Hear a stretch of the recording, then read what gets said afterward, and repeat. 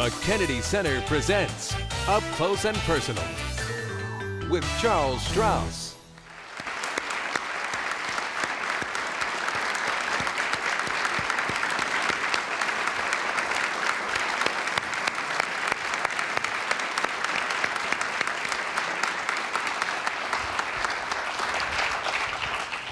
I want to start out by boasting a little bit. I had the good fortune to get an advanced copy of Charles's autobiography, which is called Put on a Happy Face. Memoir, yeah. Memoir, and it's coming out in June, I believe. Yeah, at the end of June. So be on the lookout for it. And while it's filled with great stories, behind-the-scene stories about the musicals he's written, I also was quite taken with the stories from your early days, your childhood, your education, and I thought it might be interesting for the audience to hear about some of those. And one of the most vibrant paintings you drew with your words was talking about your early days with your mother at the piano, and I wanted you to talk a little bit about that. Is that really the first time that you gained an interest in music and kind of thought maybe this is where I might go with my career? Yes, I would say that my mother was extremely musical and extremely depressed. Goes with the territory, I guess. And I picked up both traits from her. She had very, very strong genes. What we used to do at home was we all used to gather around the piano when my mother played. Who selected the music? How did you, did your mother go out and buy sheet music? Was it you? Yeah, she went to the 5 and 10. Bought sheet music, people demonstrated it, and every month or so she would go out and buy the latest sheet music. Well, one of the things that I thought was interesting is that listening to your mother sing and learning these new songs, you started writing a song very early on. Do you remember the title of that song? Because I made a note of it. And you wrote it for, I think you wrote it for a girl who lived in your neighborhood? Oh. Yes, it was. I'm beyond shame. It was called Moon Over 83rd Street, and I take it she lived on 83rd. Yeah, and I had a crush on her. Her name was Janet. I won't say her second name because it'd be embarrassing. Did she ever hear the song? Did you play it for her? I never spoke to her. In those days, girls were totally unapproachable, and I was very young. And did you learn to play piano at this early age before you went off to school? No, I didn't. I wasn't committed to anything. I can't say I have any credentials of extreme talent or creativity. Or I played to cheer up my mother, and I played to. I think that was about it. To kind of, my brother was also sick a lot. No, I did not have one of those Mozartian type educations. And yet, at 15, which is quite young, you enter Eastman School of Music. I'm a product of the New York public school system, and they had a program, so to speak, where kids of what they considered superior aptitude could finish their grades a little earlier than the regular population. And I went through, I skipped a lot of grades in elementary school, went to a school in New York called Townsend Harris. So I was out earlier than a lot of kids. Did you want to go to Eastman School because you wanted to be a composer? It was the only thing I was interested in. You know, I was 15 when I went there.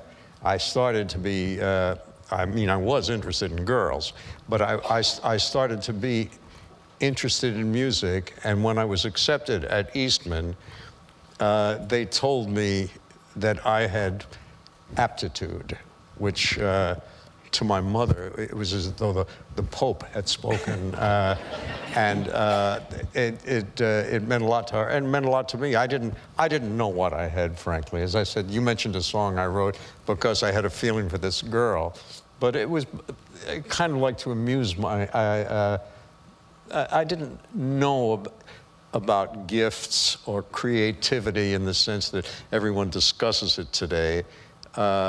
it was just the way. We had a piano at home, and I banged around a lot. I developed an ear. I could pick out a tune, that kind of thing. Yes. I kept working at it. I learned more about any of you musicians here. I learned more about sight singing and developed a good sense of relative pitch, and wrote more and more. And by the time I graduated, I was writing sonatas and a string quartet. I had done my first piano concerto, and that was my big ambition.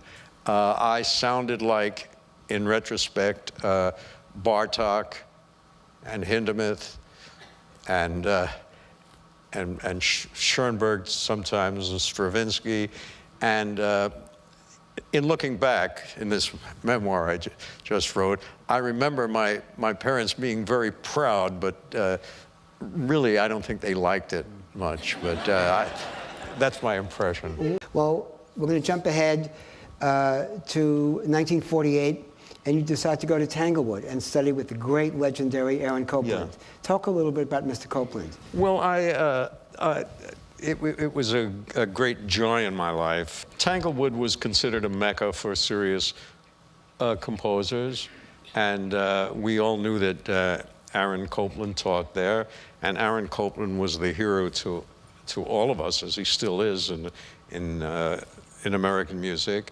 And I sent in my terribly serious works. I remember things that I look back on today, and I mentioned this also in my memoir because it came crowding into my mind, that what I was writing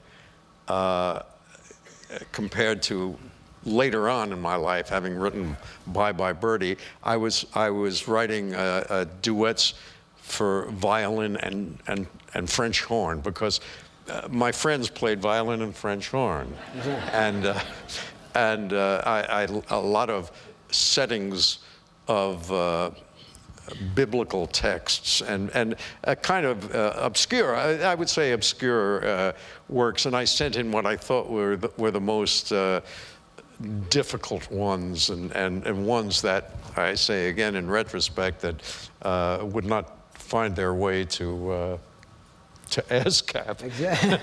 And to my surprise, Aaron accepted me as a pupil, and I worked with him 2 years or 3 years, I forget, at Tanglewood, and then worked with him privately after that. And then he got me a scholarship to study in Paris. I want to jump ahead to Paris. 1950, you decide to go to Paris to study with the legendary Nadia Boulanger. Yeah. Why, and what did you expect to come of that? Well, what is so great about it? Because I know so many great composers from Quincy Jones on. There is something great about her. Nadia Boulanger taught most serious or aspiring serious composers, and many very, very wonderful film composers and show composers.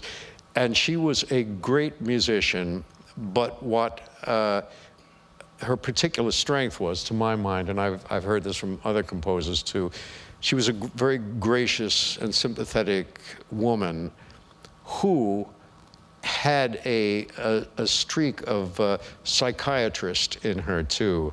And she would listen to all these works, in my case, very dense. I was working on a 2-piano sonata, which was extremely dense, very what we used to call neoclassic, Stravinsky inspired, and she would point to a certain section and somehow be uncanny about saying that this felt the most like me, and that didn't feel like me. After we worked together for a year, she said to me that I had a talent for light music, which he said is not to be sniffed at. You know, the French are very different from Americans and Germans about light music. American composers and German composers, and I dare say Israeli composers too, they are very, very serious. But French, no. There are composers like Poulenc and How did you react to that, to her reaction to saying you should concentrate on light music? Well, she didn't say I should concentrate. She said I had a talent for it. And I think it was a way of saying that it was a natural ability I had to fool around at piano. I mean, I always had that in my nature, to crack wise, as we used to say, at the piano, because it amused my mother and father. And I never took it seriously. So when you left Paris and then set sail home to New York, do you remember how you felt on the ship in terms of, here's my life ahead of me, what will I do, what should I do?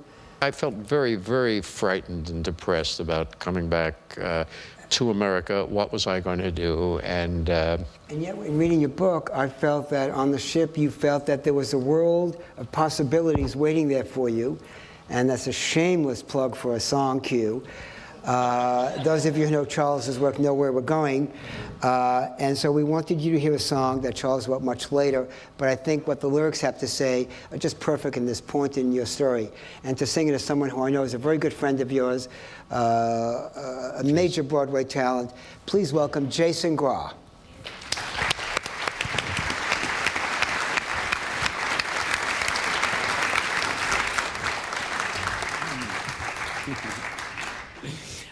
Charles, I just want to say I'm so happy to be here with you, and you're a very talented man. You should think about doing this professionally. I think with a little work, you could be very good.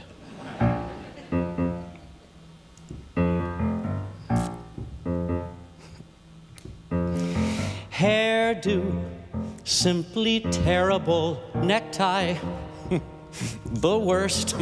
Bearing, just unbearable. What to tackle first? Still, you've got possibilities, though you're terribly square. You've got possibilities underneath. There's something there. I don't know. Collar, pure Peoria, Mike Pack? No. You're not Queen Victoria. This suit has to go. Still, you've got possibilities, so let's give it a try. I see possibilities, maybe more than meets the eye. Hey, Charles, what's the matter? Don't back away. Come on, unbend. Why can't I be your little friend?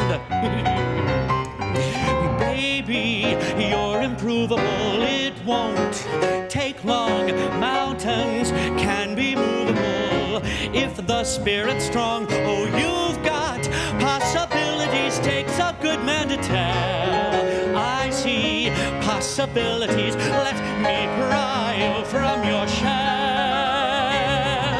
Somewhere way down deep in you there's life. No doubt it's just been asleep in you. Please let me bring it out. Oh, you've got possibilities, maybe even a lot. Red hot possibilities you don't even know you've got. I like that in a composer. You won't be shy when I get through. Come on and roar, you tiger, you. Baby, you're improvable. It won't take long. Mountains can be movable if the spirit's strong. Oh, you've got possibilities. Takes a good man to tell.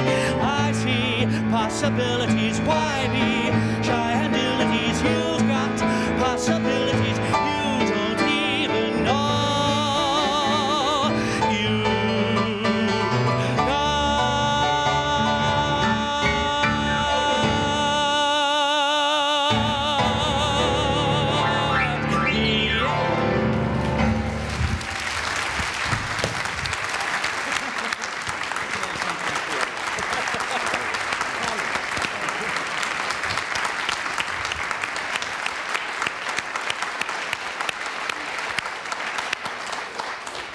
That, of course, has lyrics by Lee Adams, music by Charles Strouse from his musical It's a Bird, It's a Plane, It's Superman.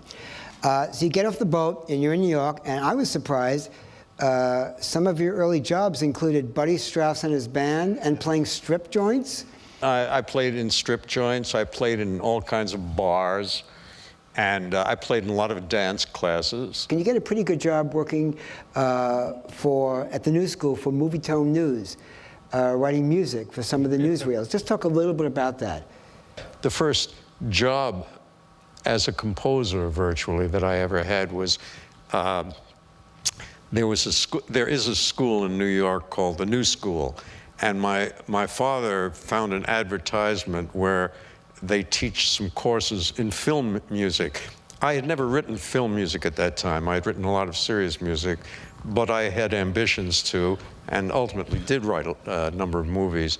But this was a course that was taught there, and I look back on it with both fondness and also to show how innocent I was. Because our assignments were to write North Koreans on parade, and then the next piece would be something like Australian aquabells.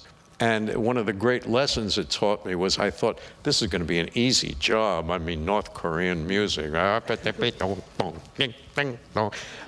it wasn't. You know, it's one thing to do what I just did, but to put it down and then to score it. And they had the wonderful musicians in New York.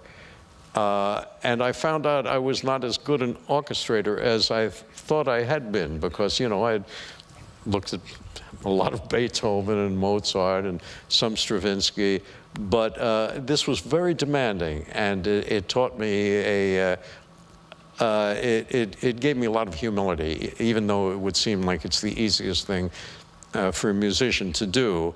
It turned out not to be easy for me to come up with a tune that suggested Australian aquabells, exactly. Diving. And obviously it would come in handy later on when you were writing a musical like Rags, when you had to form ethnic music.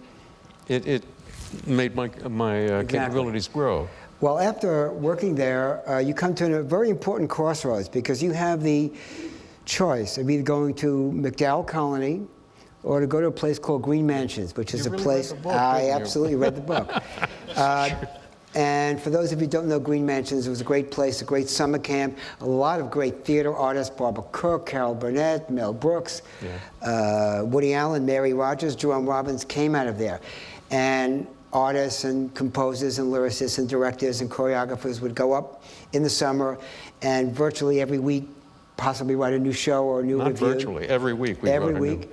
And in 1952, you go there. You decide to go there as opposed to the MacDowell Colony, and you write your first song with Lee Adams there, called Let Me Walk Under Your Umbrella. My gosh, I didn't even know I put that. Yeah. That's in the book. But while you're there, you write a song with Lee that is so stunning. I think it's one of the great songs you ever wrote. Certainly critics and audiences, I know, feel that it's just one of the great songs written, period. And it's a great song, and we have a great singer. So we want you to hear the great Karen Morrow. This is a song we wrote up at Green Mansions.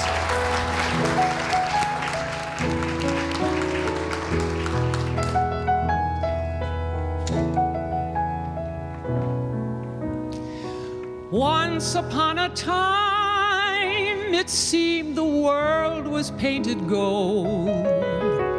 And there was a man, and oh, I loved him so.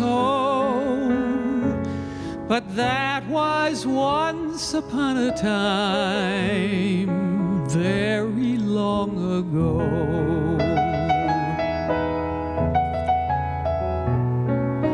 Once upon a hill, we sat and talked until the dawn. All the things we said and all the plans we strung, but that was once upon a time, and I was so young. How the breeze ruffled through his hair, how we all always laughed as though tomorrow wasn't there. We were young and didn't have a care. Where did it go? Once upon a time, the world was sweeter than we knew. Everything was ours. How happy we were then. But somehow, once upon a time, never comes again.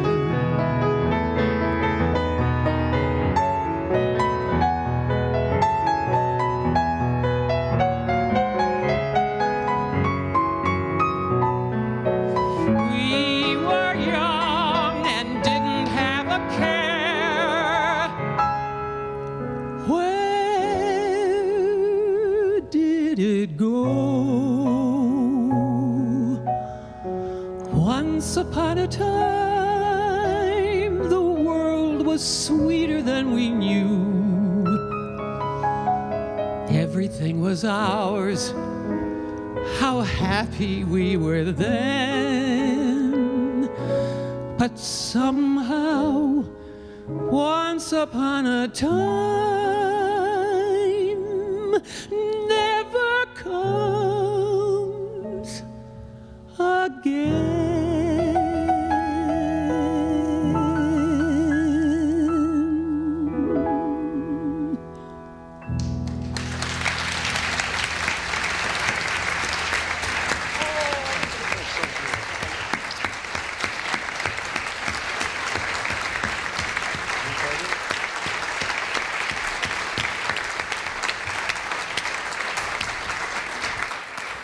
Perfect song, perfect singer. You start to work contributing songs to the famous Ben Bagley reviews, the Littlest Review. Yeah. You get to work with people like Charlotte Rae, B. Arthur. And then something very important happens in 1958. You are the dance rehearsal pianist, and you meet the stage manager for a musical called Saratoga that stars Carol Lawrence. And this stage manager comes up to you with an idea. Yeah. You still have to buy the book.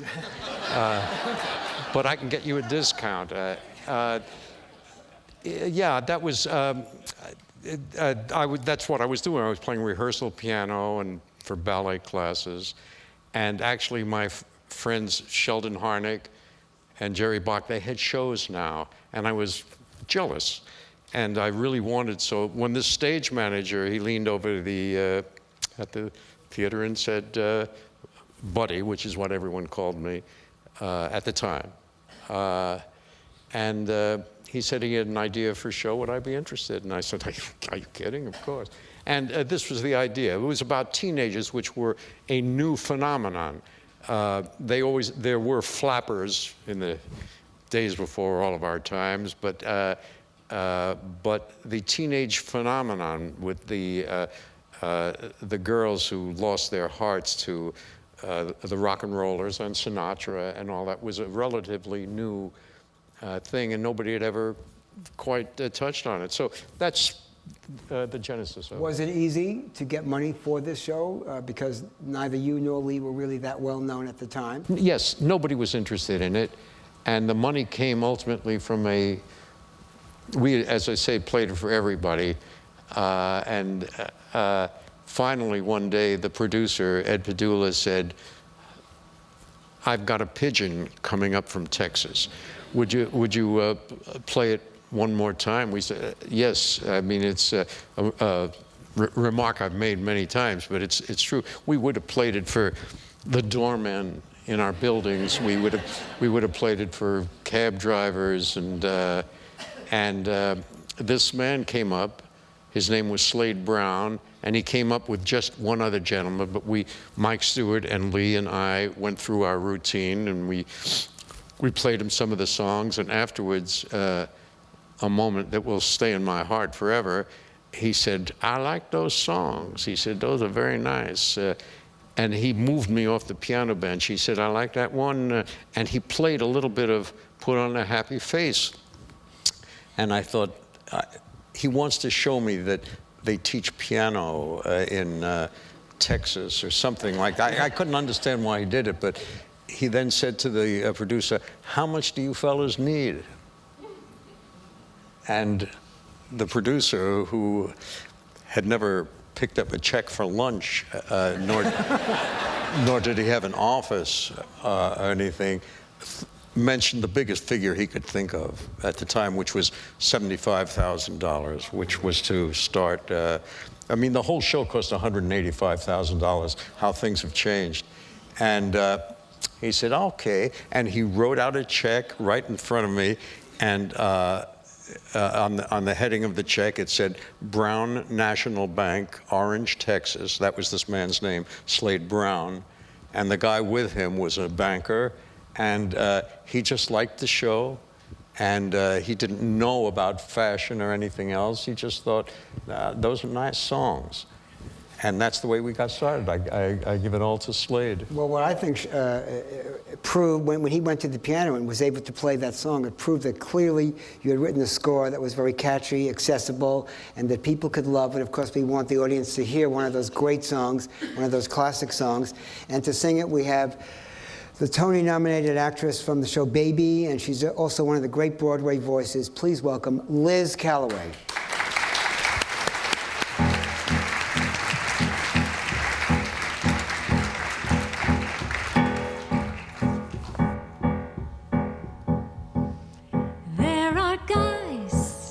Just ripe for some kissing, and I mean to kiss me a few.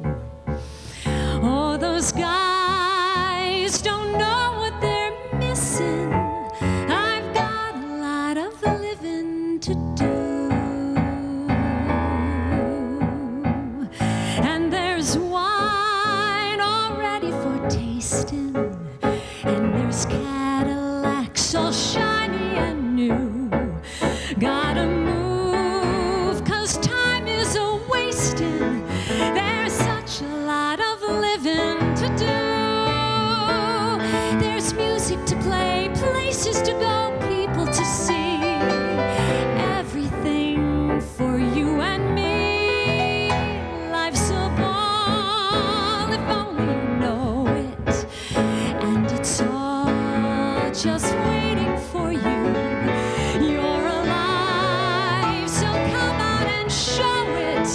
There's such a lot of living to do.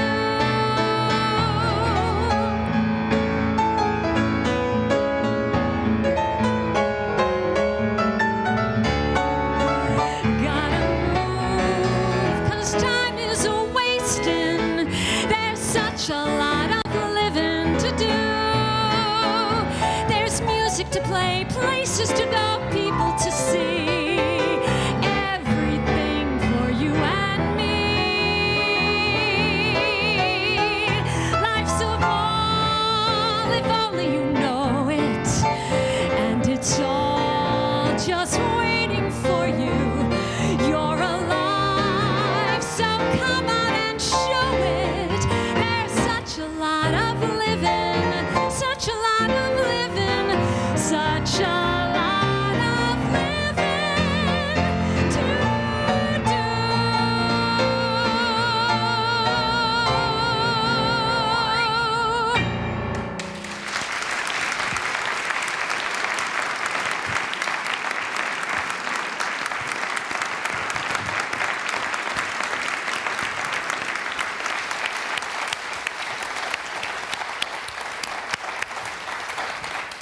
Well, Bye Birdie earned Charles the first of his 3 Tony Awards.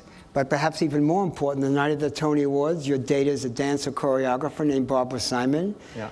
And you end up marrying her, and you're still married to Barbara. We've been married a long time, Yes. and I hit gold the first time out, and you know, which is it's complicated and wonderful, and I married a woman whom I still love very much, and who has been such a a godsend to me in my life. And, That's lovely, yeah. absolutely lovely. So your career is launched, your personal life is getting clearly off the ground. Your next musical, All American, into which you put Once Upon a Time. One of the interesting things about that show that I learned from your book, the book for All American was written by Mel Brooks. Mel Brooks, yes. And you're the one who introduced Mel to Anne Bancroft. Anne Bancroft. It's a great match. So even though the show didn't run that long, a great marriage came out of it, at least. Yeah. The next show you work on is Golden Boy. I don't think I mentioned it earlier, but Clifford Odets was also at Green Mansions. And then you would end up working... Yeah. Clifford was an original member of the group theater, which was very famous left-wing theater. Francis Farmer and Franch Otone and all kinds of Martin Ritt, all kinds of very famous people now came from that. I think Lee Strasberg himself played roles in the group theater. They were left-wing, proudly left-wing, and Clifford wrote Golden Boy originally to simply be a moneymaker for them, and little did he know. Well, your score gave that story, another life. And I know the show was done a few years back at Encores in New York, and I think certainly that show is ripe for a revival.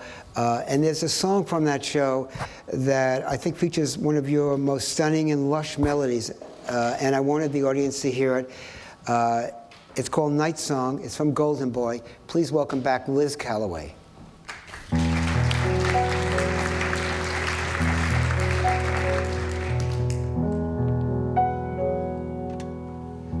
Charles, this is one of my favorite songs of yours.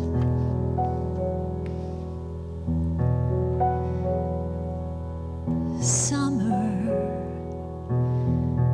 not a bit of breeze. Neon signs are shining through the tired trees.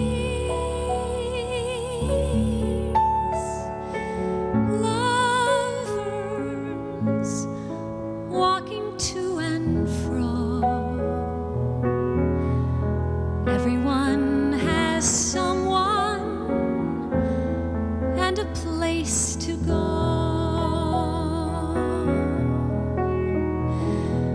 Listen, hear the cars go past.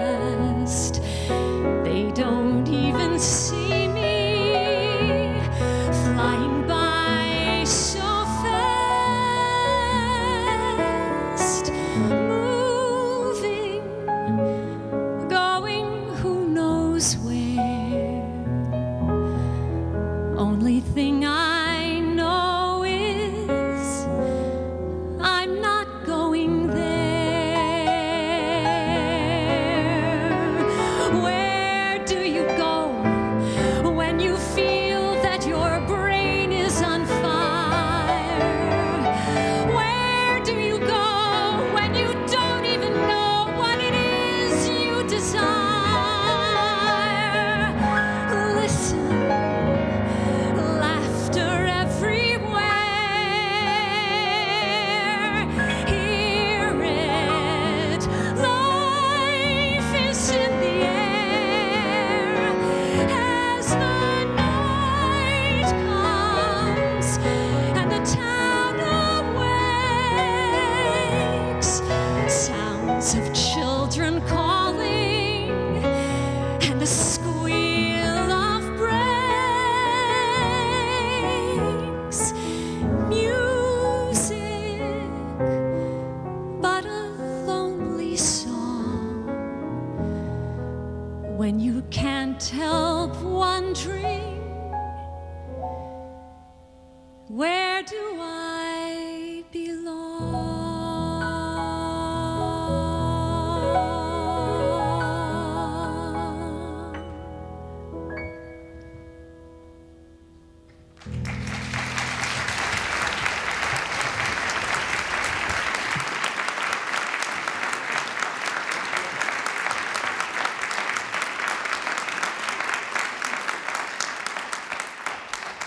The next show, Charles writes, is based on a comic strip. Not that one. It's a bird, it's a plane, it's Superman, which we mentioned earlier. And we heard Jason sing, You've Got Possibilities. The show after that is a real triumph.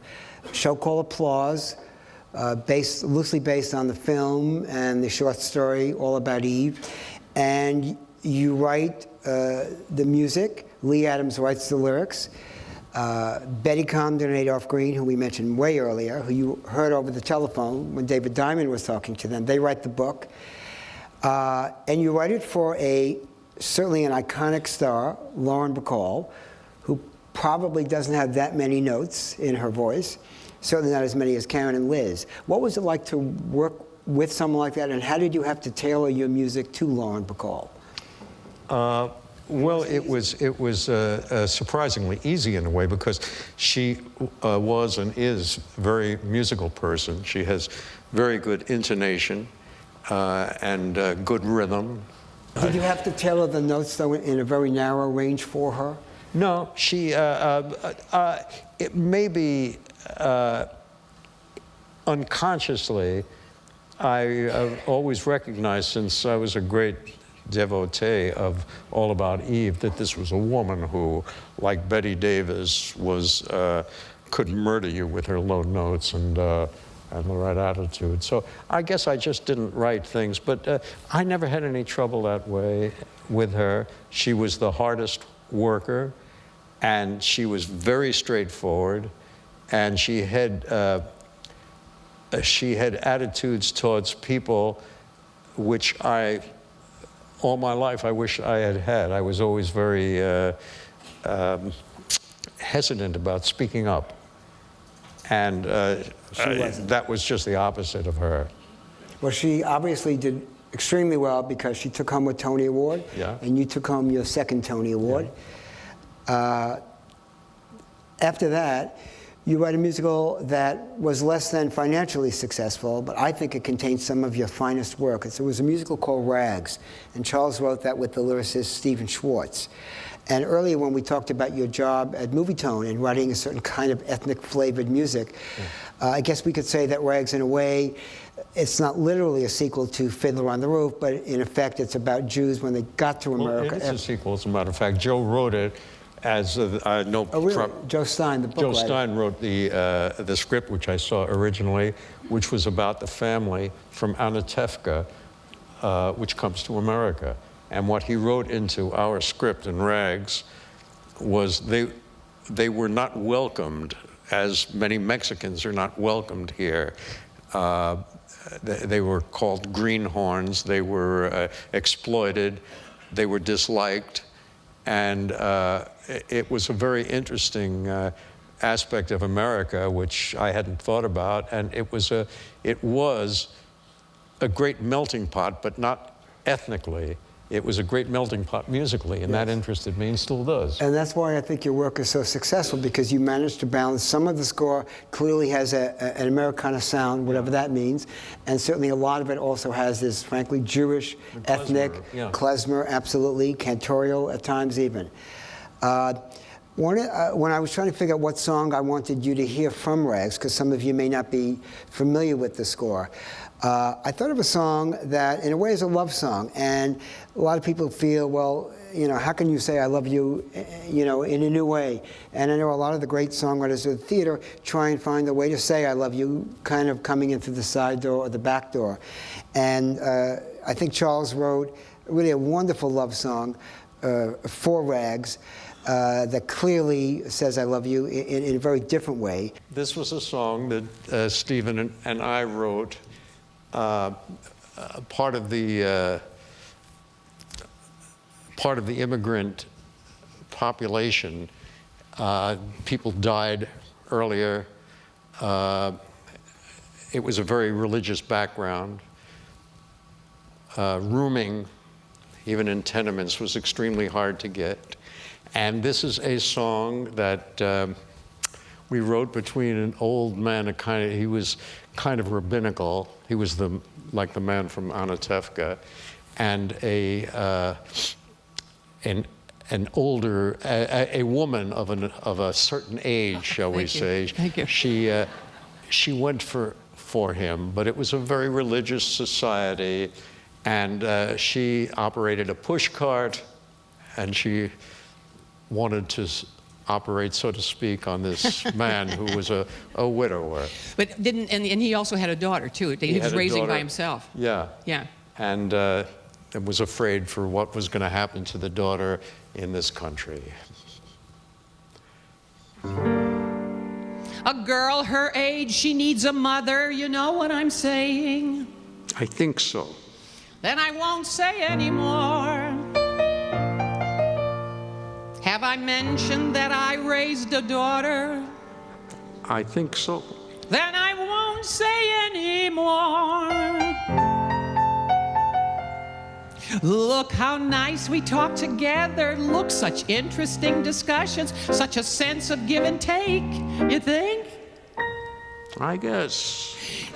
There you see, these talks with thoughts, they start within you, and you've got problems, and I got all the answers, and what a perfect pair we'd make. You think? I guess, yes. There you see, these talks, what thoughts they start within you. Oh, if we could only find a place they might continue.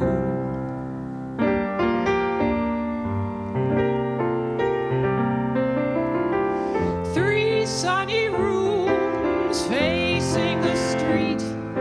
Lucky my landlord could spare them. 3 sunny rooms, quiet and neat, waiting for someone to share them. Lace on the chair, quilt on the bed, everything lovely but lonely.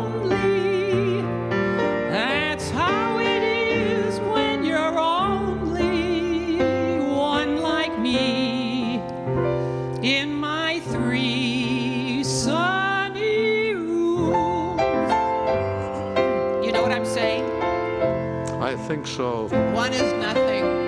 2 is everything.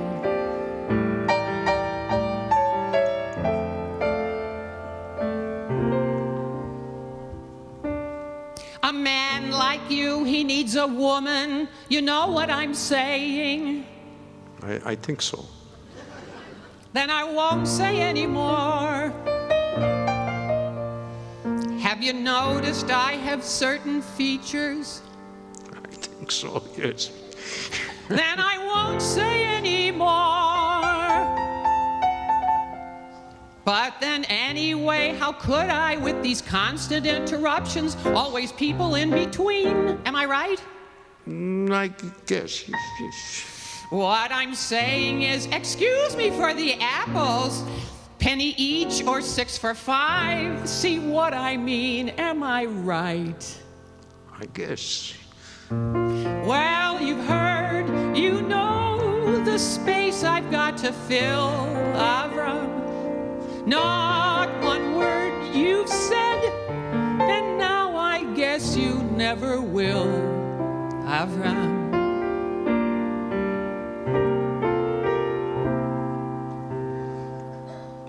3 sunny rooms facing the street. Only last year they were painted. 1 room to sit, 1 room to eat. 1 to get better acquainted. Who would believe heaven like this for 14 a month could be rented? Who could believe how contented 2 could be in our 3 sunny rooms?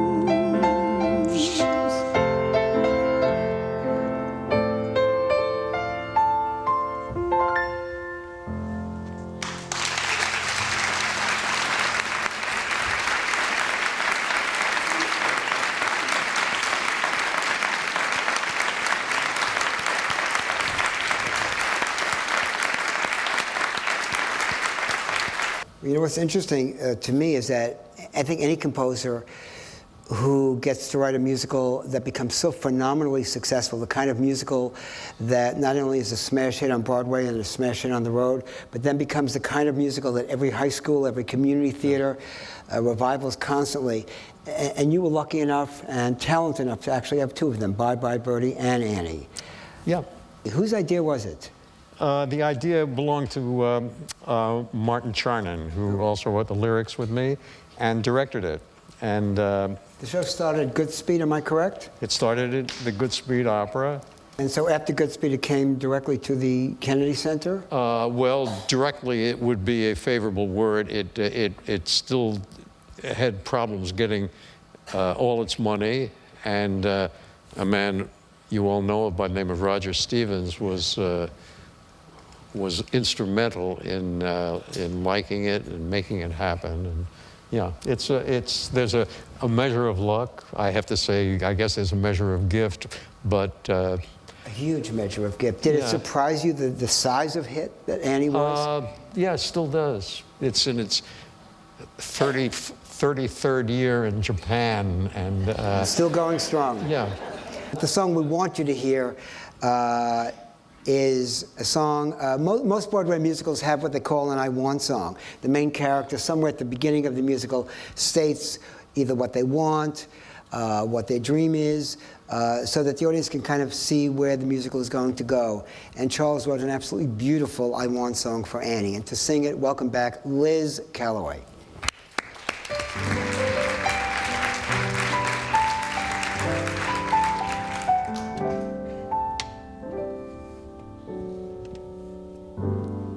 Maybe far away, or maybe real nearby, he may be pouring her coffee, she may be straightening his tie, maybe in a house all hidden by a hill, she's sitting playing piano, he's sitting paying a bill. Betcha they're young, betcha they're smart, bet they collect things like ashtrays and art. Betcha they're good, why shouldn't they be? Their one mistake was giving up me. So maybe now it's time, and maybe when I wake, they'll be there calling me baby, maybe.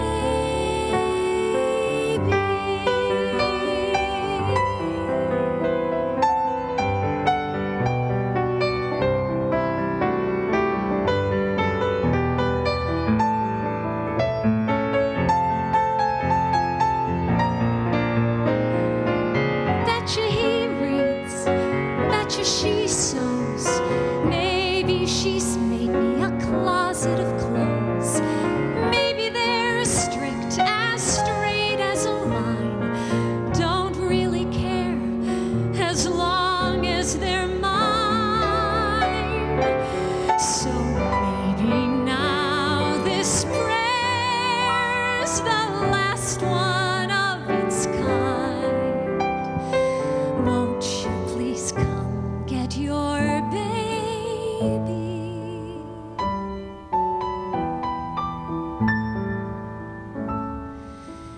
Maybe.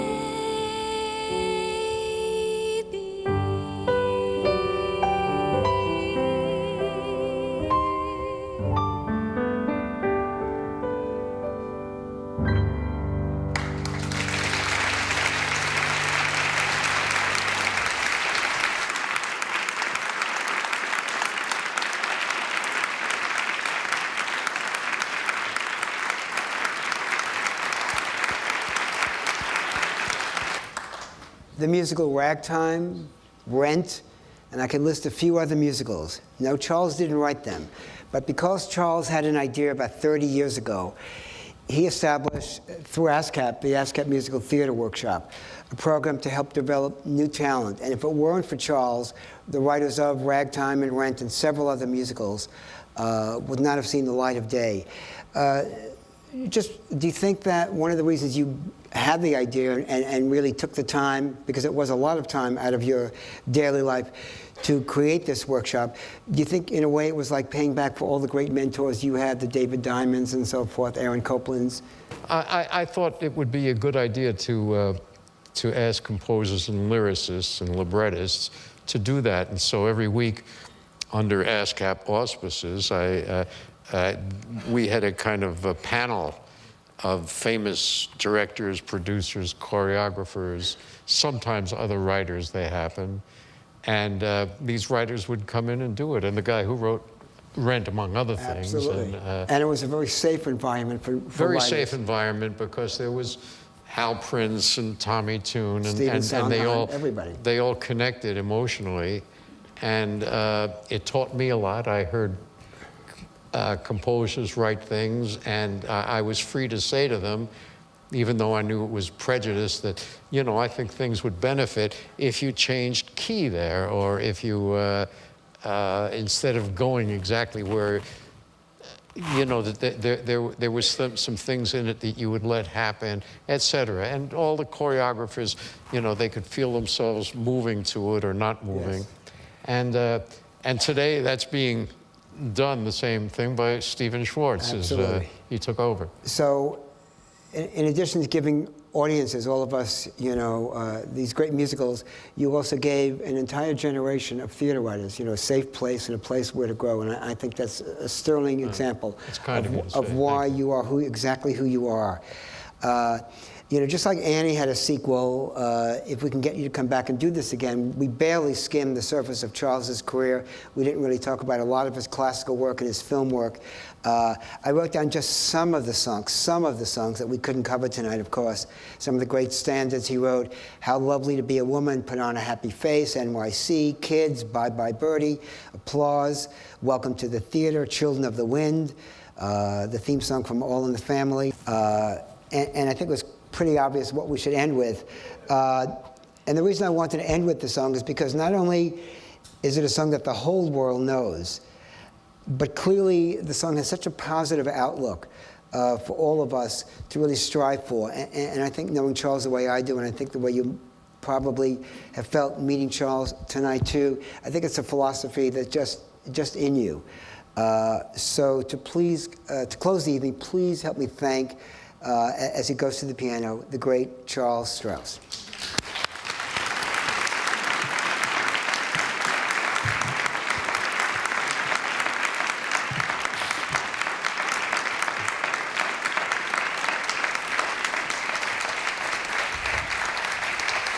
Thank you.